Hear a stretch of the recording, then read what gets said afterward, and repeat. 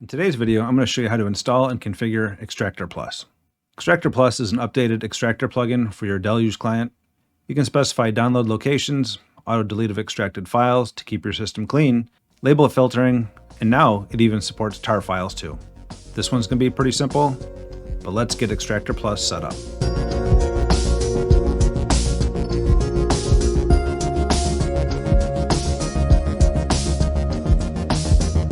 Before we get started, if you haven't signed up for our newsletter yet, then I'll leave a link below. It's a monthly publication with unread news, written out guides, and more.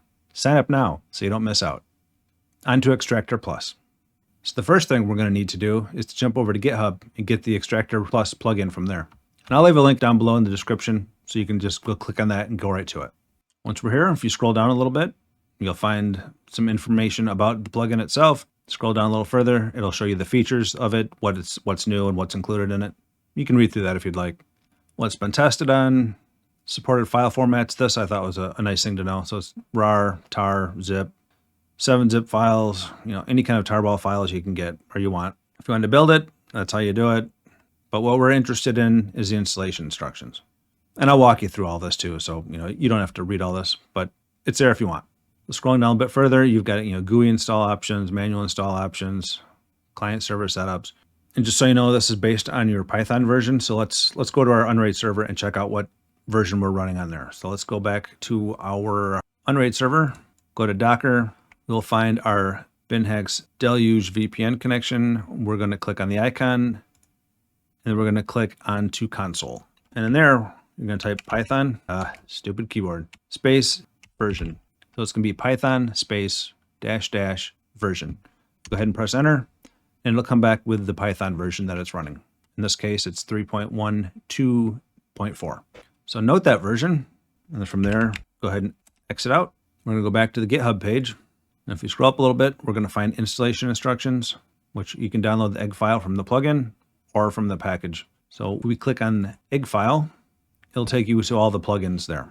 So what we want to do is we want to match up our Python version. In this case, we had 3.12. And if you look down here, that's not listed.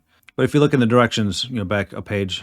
So back at the installation instructions, if you read down through the notes, you'll notice here that it says, where is it at here?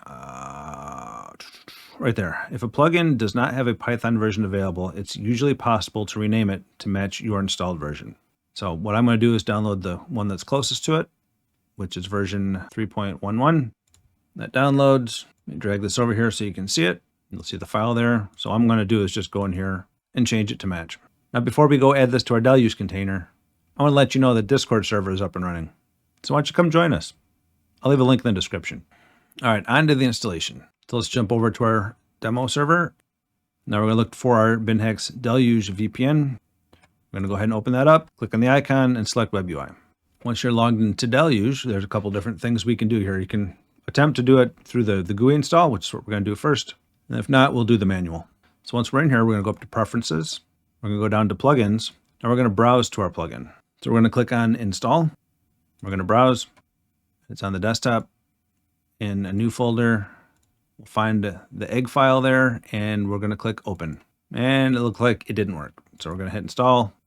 Yep, nothing showed up. Let me refresh. Nope, not Extractor. Plugins, not listed. Try again. Plugins. Yep, not listed there. Okay. I had this on my main machine, so I kind of expected this. So we're going to do a manual install. So to do that, let's go to our File Explorer. Now I'll just open up a new window. I'm going to browse to our server. In this case, it's going to be, for me, 10.0.0.11 / app data. And press enter. Then in there, we're going to look through the list and we're going to find binhex Deluge VPN. Open that. Find plugins. Open that one. And then the file that we had downloaded. Let me open that folder real quick. We're going to drag that egg file into the plugins. I'll move that over there. Now I'll go back to Deluge. We're going to go back to Preferences. And then to Plugins again. It should show up in the list here. We're not finding it, so go ahead and hit refresh again. If it doesn't show up, you either refresh it until it shows up or you restart the container. Go back to Plugins. All right, doesn't seem to be showing up. One more time.